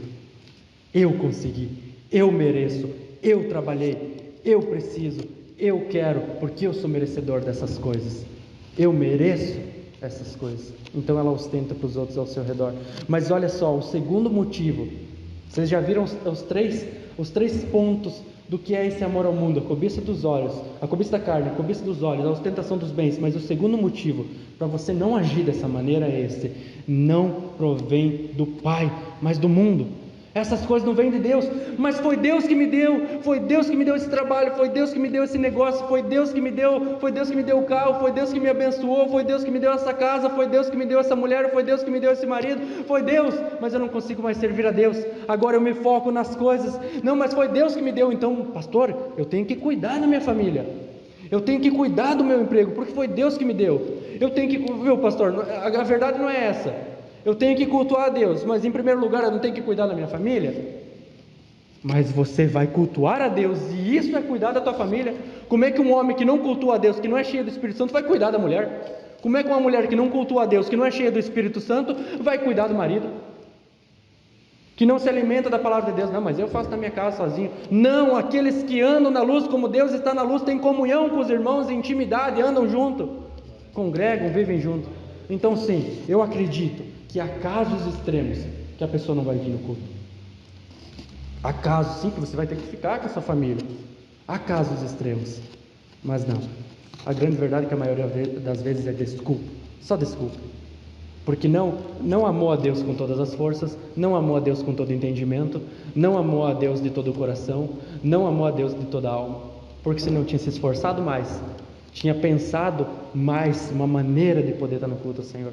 Não, mas se deixa levar pelos anseios e desejos e a emoção do seu coração e dos seus olhos, que é mais fácil fazer qualquer outra coisa do que levantar e orar, do que levantar e ler a Bíblia, do que pregar o Evangelho para as pessoas. E quando a pessoa não faz isso diariamente, provavelmente no culto de domingo, se ela vir, não vai ter sentido nenhum. Não vai ter sentido nenhum. Está tão longe da palavra de Deus que quando levanta, não consegue se prostrar na presença do Senhor, não consegue acordar de madrugada para orar. Nós aqui no ministério não estamos passando muitas vezes por essa fase. Quantas vezes no começo, quando era na casinha pequenininha lá, metade da minha casa, nós orávamos 1 hora, vamos orar 1 hora, irmãos, e orava 2 horas e não queria parar de orar, e estava lá, desejava orar. Hoje a gente ora 15 minutos e não quer mais orar. Antes a gente orava 2 horas e não queria parar de orar, hoje a gente ora 15 minutos e não quer mais orar. Como assim? Como assim que você não consegue, eu e você não conseguimos mais ter aquela vida de oração que no começo? Como assim que nós não conseguimos buscar com aquela intensidade que nós buscávamos antes? Como é que assim que as coisas já não são mais importantes? Se tiver, tem, se não tem, não tem, tudo certo. Ah, é isso mesmo, né? Temos que ir levando, a situação está assim, né? Os tempos mudaram, o coronavírus. Como assim? Onde está esse desejo, esse amor por Deus? Você não precisa amar as coisas que estão do mundo, porque isso não provém do Pai. Se te tira da presença de Deus, se te afasta do Senhor, se te tira a paz, se te tira da comunhão, não provém de Deus. Não provém de Deus, mas do mundo. Esse é o segundo motivo para você não amar o mundo. Tiago capítulo 1, versículo 13 ao 15. Tiago capítulo 1, versículo 13 ao 15 diz assim: quando alguém for tentado, jamais deverá dizer, estou sendo tentado por Deus. Pois Deus não pode ser tentado pelo mal, e a ninguém tenta. Cada um, porém, é tentado pela própria cobiça, sendo por ela arrastado e seduzido. Então a cobiça, tendo engravidado, dá à luz ao pecado, e o pecado, após ter se consumado, gera a morte. Conseguiram entender a explicação agora, né? O que eu estava falando até agora, vocês conseguiram entender, né? Eu não consegui vir no culto porque o emprego que Deus me deu, o negócio que Deus me deu, a faculdade que Deus me deu, o carro que Deus me deu, as coisas que Deus me deu, fizeram com que eu fosse impossibilitado de estar servindo a Deus nesse momento. Eu não consegui orar pelo irmão, não consegui visitar o irmão, não consegui cultuar o irmão, porque Deus me deu algumas coisas e eu tenho responsabilidade sobre essas coisas, então não consegui. Não. Se isso te tentou a não fazer a vontade de Deus, se isso te levou ao ponto de você deixar de fazer a vontade de Deus, não provém de Deus, porque Deus não tenta ninguém, Ele não é tentado pelo mal e Ele nunca vai colocar uma coisa no teu caminho, nunca Deus vai colocar uma tentação no teu caminho que te afaste do culto ao Senhor, da reunião da igreja, da oração aos irmãos, da intercessão, da oração a Deus pela igreja, pelos irmãos. A oração do Pai Nosso não é essa? Eu estou lá no meu secreto, no meu individual, mas eu falo Pai meu, não Pai Nosso. Eu falo perdoa os meus pecados, não, eu falo perdoa os nossos pecados. Não me deixe cair em tentação, não nos deixe cair em tentação. Até quando eu estou sozinho, eu estou em comunhão com os meus irmãos em espírito. Até quando eu estou lá no meu secreto, eu tenho que estar em comunhão com os meus irmãos, porque eu já não oro mais por mim, eu não busco para mim, eu busco por nós. Se alguém pecar, um pecou, a igreja temos um intercessor. Não é você sozinho tem um intercessor. Não é você sozinho, Deus escuta as tuas orações. Não, é a igreja. Deus manifesta a sua glória através da igreja. Através da igreja. Deus não é tentado por nada e não tenta ninguém. Cada um é tentado pelo que cobiça, pela cobiça da carne, pela cobiça dos olhos, pela ostentação dos bens. A pessoa cobiça essas coisas, é tentado por essas coisas, e o texto diz assim, sendo arrastado por elas. Então vai ser muito mais fácil você ir fazer tais coisas do que estar presente no culto ao Senhor, do que estar orando por uma pessoa, do que estar falando de Jesus, porque se eu falar de Jesus aqui no meu emprego, vão me mandar embora. O meu patrão não gosta. Eu dependo dele, dependo do dinheiro. Minha patroa não gosta, dependo dela, dependo do dinheiro dela, dependo das coisas dela. Então sim, isso vai te arrastando cada dia mais. Na escola eu tenho vergonha, na faculdade eu tenho vergonha, meus vizinhos eu tenho vergonha, na minha rua eu tenho vergonha. Eu vou estar incomodando. É arrastado por essas coisas que te tentam a não fazer a vontade de Deus, e é seduzido por essas coisas, o texto diz. E a cobiça, esse desejo, essa vontade, essa concupiscência, ela engravida, dá a luz ao pecado. Olha só que interessante, né? Ela fica sendo gerada dentro de você. Ela é engravida, ela fica sendo gerada dentro de você, e vai crescendo até dar a luz ao pecado, e o pecado produz a morte. Misericordiosamente Deus nos perdoa, mas as consequências dessa atitude são muito grandes. Às vezes a consequência é para a vida inteira, não para a eternidade inteira, porque senão seria o inferno. Mas às vezes a consequência das coisas que você está fazendo hoje, das coisas que você não está fazendo para Deus hoje, vão se refletir a tua vida inteira, e você vai olhar para o passado, e vai ter coisas dentro de você que te entristecem, que te magoam, que te ferem, um espinho de fato na carne, e você vai se lembrar da onde foi que começou, aonde você deixou de se interessar, de amar as coisas de Deus, e começou a se interessar mais pelas coisas do mundo, mais pelas coisas do seu dia a dia. Um exemplo fácil para que vocês entendam aqui é a pessoa que diz assim, no seu dia a dia ela diz assim, eu quero servir a Deus, mas eu não consigo na situação que eu estou. Eu quero servir a Deus, pastor, eu tenho vontade de servir a Deus, mas eu não consigo na situação que eu estou. É mentira. O problema do coração dela é que o amor a Deus não é suficiente. Eu não sabia tocar violão, Eu incomodei minha esposa em casa para aprender a tocar violão, porque existia uma necessidade na igreja, precisava alguém para tocar violão. O irmão Assir toca baixo, ele está tocando violão porque não tem ninguém para fazer essa parte. Tinha uma necessidade na igreja. Então eu aprendi. Agora eu não estou mais fazendo essa parte por causa de todo o resto que eu tenho que fazer. Eu podia estar tocando violão aqui, mas eu estou lá cuidando da mesa de som, cuidando do projetor e cuidando da live no Facebook. 3 coisas ao mesmo tempo. Por isso que às vezes eu não passo no tempo certo as coisas no projetor, porque eu estou ali arrumando outra coisa. Então eu estou fazendo 3 coisas ao mesmo tempo na hora do louvor ali. E daí eu vejo que tem pessoas que têm possibilidade de fazer isso, pessoas que já sabem, mas por causa das suas mágoas, dos desejos do seu coração, dos seus mimimis, e dizem que acreditam em Deus, dizem que servem a Deus, não fazem, não buscam. E eu vejo pessoas que podem aprender, que podem buscar, que podem se esforçar e não se esforçam. E eu tenho que acreditar que eu e esses meus irmãos amam a Deus, amamos a Deus. Eu tenho que acreditar que eu e você amamos a Deus, agindo dessa maneira com o Senhor, agindo dessa maneira com Deus. Eu tenho que acreditar que eu sou salvo, que você é salvo, agindo de uma maneira que é contrária à palavra de Deus, que é contrário à vontade de Deus. E foi assim desde o começo. A serpente foi lá e tentou Eva, em Gênesis 6 vai lá dizendo que a serpente foi e tentou Eva, olha, viu, experimentou, a cobiça dos olhos externalizou, foi para a carne, gerou o pecado, e o pecado gerou a morte. Foi lá desde o começo. O diabo foi lá tentar Jesus também com o quê? As coisas que a carne precisava. Aí, mas você não é o filho de Deus, está com fome, né? Está em jejum, está aí, né? Está passando fome, então transforma as pedras em pães. Aí tentar, assim, até a comida pode ser pecado, quando você deseja ela mais do que a Deus. Sim, comer é pecado. Comer é pecado, se você deseja mais a comida do que a oração, do que a leitura da palavra. É mais importante para você a comida do que estar na presença de Deus. Sim, é pecado. É a cobiça da carne. Até a comida do seu dia a dia, até a água do seu dia a dia é pecado, se você cobiça ela mais do que obedecer a Deus. Sim, é pecado. Foi assim com Jesus. Não foi assim que o diabo veio tentar ele? E aí, se você não quer todas as coisas do mundo aí, você não quer segurança, estabilidade, Deus vai mandar os anjos para te proteger, pode fazer à vontade, trabalhe que nem louco, pode trabalhar à vontade. Não, mas Deus vai mandar os anjos para te proteger, fica tranquilo, você é filho de Deus. Você não é filho de Deus? Então Deus vai mandar os anjos. Ué, mas você não quer as riquezas desse mundo? Sim, Deus é o dono do ouro da prata, então você pode fazer.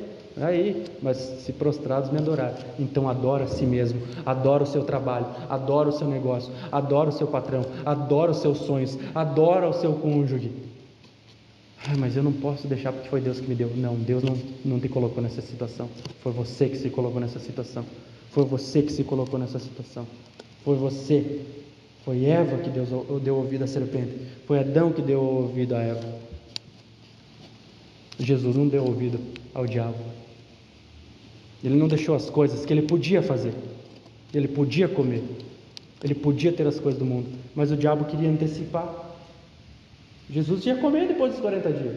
Os anjos vieram e serviram ele, mas o diabo queria antecipar. Jesus ia ser, é o Senhor de todo mundo. É o Senhor, Ele tem todas as coisas pertencem a Ele, mas o diabo queria antecipar. Se você prostrado me adorar, eu te dou agora. Há um céu preparado para você. Há uma casa, uma morada celestial preparada para você, mas você quer antecipar essas coisas, você quer as coisas da terra, você quer antecipar a riqueza que Deus tem preparado no céu, substituindo pelas coisas dessa terra, você quer antecipar. Satanás vem e prepara isso para você. Não foi Deus que preparou. Não foi Deus que preparou. E o versículo 17 diz assim, ó: o mundo e sua cobiça passa. Aí está o terceiro motivo para você não amar o mundo. O mundo e a sua cobiça passam. Essas coisas são passageiras, são transitórias. Essas coisas não vão durar. Os teus sonhos vão acabar. Você vai almejar o carro vai se desfazer, vai ficar tudo para trás. As coisas de Deus são eternas. O amor a Deus é para sempre, eternamente. Por que o desejo tão grande de fazer as coisas dessa terra, quando eu tenho um Deus que me ama e prometeu moradas celestiais? E ele continua dizendo: mas aquele que faz a vontade de Deus permanece para sempre. Por que amar o mundo? Por que cobiçar as coisas do mundo? Por que almejar tanto essas coisas do mundo acima de fazer a vontade de Deus? Por que você acha que pode conciliar as tuas coisas com as coisas de Deus? Por que você acha que você pode conciliar o teu desejo pelas coisas do mundo com as coisas de Deus? Ninguém pode servir a dois senhores, porque vai obedecer a um e vai chatear o outro, injuriar o outro. Você não pode servir a Deus e o seu coração. Você não pode servir a Deus e os seus desejos. Você não pode servir a Deus ansiando pelas coisas desse mundo mais do que anseia por estar na presença do Senhor diariamente, em comunhão uns com os outros. Mas aqueles que fazem a vontade de Deus, esses permanecem para sempre. Todo o seu desejo. Não é assim? Às vezes a gente quer tanto uma coisa que quando compra deixa lá no lado, nem quer mais. É passageiro, é transitório. A dor do corpo vai passar, a fome vai passar. Antes não tinha carro, todo mundo caminhava, agora todo mundo depende de carro. É tão importante assim, será? É tão importante assim? É óbvio, é importante, mas é tão importante assim que eu vou sacrificar o meu amor a Deus pelo amor, pelas coisas que eu digo que preciso, porque às vezes nem precisa de verdade. Será que é tão importante assim? João capítulo 3, 1 João capítulo 3, versículo 23, diz assim: esse é o meu mandamento, que creiam no nome do seu Filho Jesus Cristo, e que nos amemos uns aos outros como Ele nos amou. Qual que é a vontade de Deus? Que você conheça Jesus Cristo profundamente, que você ande por essa terra como Ele andou, que você ame uns aos outros, que você ame as pessoas que estão ao teu redor, assim como Jesus amou, assim como Ele amou. É dessa maneira. Ah, pastor, mas eu não consigo fazer a vontade de Deus. E a verdade, ninguém consegue fazer a vontade de Deus, pastor. Eu sou mais um pecador aí nesse mundo, então é assim mesmo, nós vamos seguindo. Não. Aquele que é salvo por Jesus Cristo consegue fazer a vontade de Deus. Por causa da morte de Cristo, Ele levou sobre si a ira de Deus e os nossos pecados. Ele ressuscitou, nos justificou, somos justos perante Deus, somos amigos de Deus. Podemos fazer a vontade dEle, porque agora o desejo que está no nosso coração é preenchido pela vontade de Deus. Nós lemos a palavra, estamos em comunhão, nós estamos ali sendo manifestado em nós o Espírito Santo de Deus. Nisso nós somos santificados, nós estamos sendo tornados santos. Então sim, você pode fazer a vontade de Deus, e um dia seremos glorificados e faremos a vontade de Deus perfeitamente. Sim, eu e você podemos servir a Deus, eu e você podemos obedecer a Deus. Você não precisa mais almejar as coisas desse mundo, não tem mais necessidade de você se mostrar para as pessoas, não tem mais necessidade de você almejar o que o mundo te oferece. Deus te ama, os teus pecados estão perdoados. Não cobice, não ame o mundo nem o que nele há. A pessoa que ama o mundo, se alguém amar o mundo, o amor do Pai não está nele. É muito grave, irmãos, é muito duro essas palavras. João é o discípulo amado, e olha que palavras duras que ele escreve. Se alguém querer colocar Deus parelhado com as coisas do mundo, Deus não está em você, o amor de Deus não está em você. E ele diz: pois tudo que há no mundo, a cobiça da carne, a cobiça dos olhos, as ostentações dos bens, não provém de Deus, mas do mundo. Não foi Deus que te deu, não foi Deus que colocou na tua vida. Se isso te atrapalha de servir a Deus, se isso te atrapalha de fazer a vontade de Deus, não vem de Deus. Hebreus capítulo 12, versículo 1 e 2 diz assim: portanto também nós, uma vez que estamos rodeados por tão grande nuvem de testemunha, livremo-nos de tudo o que nos atrapalha e do pecado que nos envolve, e corramos com perseverança a corrida que nos é proposta, tendo os olhos fitos em Jesus, autor e consumador da nossa fé. Ele, pela alegria que lhe fora proposta, suportou a cruz, desprezando a vergonha, e assentou-se à direita do trono de Deus. Olha só, afastem-se de tudo que atrapalha e do pecado. Tem coisas que te atrapalham de servir a Deus que não é pecado, mas te atrapalham. Então abandone tudo que te atrapalha e o pecado.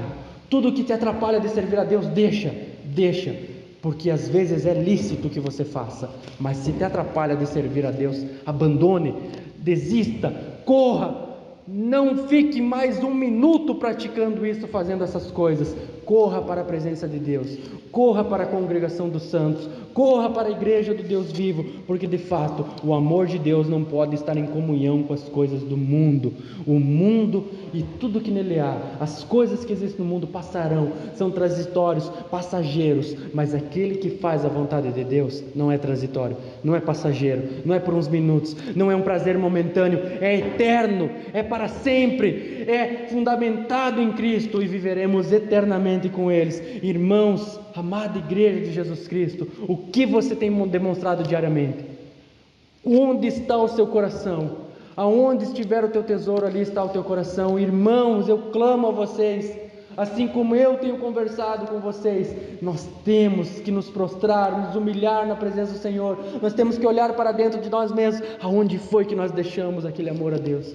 Onde foi que nós começamos a nos distanciar da presença de Deus? Aonde foi que nós perdemos esse contato profundo com a palavra de Deus, com a vontade de Deus? Porque quando nós amamos o mundo, a gente já não consegue mais viver as promessas do Senhor, a gente não consegue mais nem acreditar nas promessas de Deus, porque a gente vê assim: como assim, Senhor? As coisas não acontecem, o Senhor prometeu, mas eu prego, mas eu faço, e as coisas não estão acontecendo. O que está vendo, Senhor? Que eu não vejo o teu poder, a tua unção. Não é que Deus não está agindo, é que você se afastou dele, e quando você não está nas trevas e não na luz, você não consegue ver quem está fazendo, o que Deus está fazendo. Quando você está próximo de Deus, você vê a ação dele diariamente na sua vida e na vida dos irmãos. Aquele que conhece, que anda, que obedece, que almeja e anseia fazer a vontade de Deus, está seguro nas mãos do Senhor. Então esse se lembra das palavras do Senhor. Ele não precisa ficar desesperado almejando as coisas desse mundo, porque ele está seguro nas mãos do Senhor. Não precisa a melhor casa, o melhor carro, a melhor coisa dessa terra para mostrar para os outros.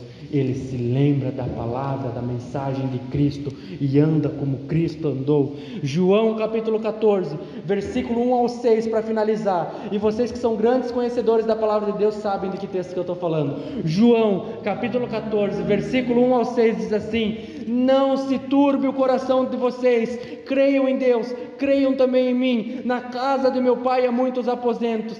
Se não fosse assim, eu lhes teria dito: vou preparar-lhes lugar. E se eu for e lhes preparar lugar, voltarei e os levarei para mim, para que vocês estejam onde eu estiver. Vocês conhecem o caminho para onde eu vou. Disse Tomé: Senhor, não sabemos para onde vais, como podemos saber o caminho? Respondeu Jesus: eu sou o caminho, a verdade e a vida. Ninguém vai ao Pai a não ser por mim. Não se turbe o seu coração com as coisas que você almeja nessa terra. Cristo preparou moradas. Um dia nós estaremos com Ele para sempre. Não é transitório, é promessa de Deus para mim e para você. Nós estaremos com Cristo. Nós conhecemos o caminho, nós sabemos como andar, nós temos o exemplo de como nós devemos viver. Jesus é o caminho, é a verdade e é a vida que nos leva a Deus Pai Todo-Poderoso. E a Ele seja a honra e a glória para todo sempre. Amém. Glória a Deus. Vamos colocar em pé, igreja, e orar ao Senhor. Aleluia, Deus.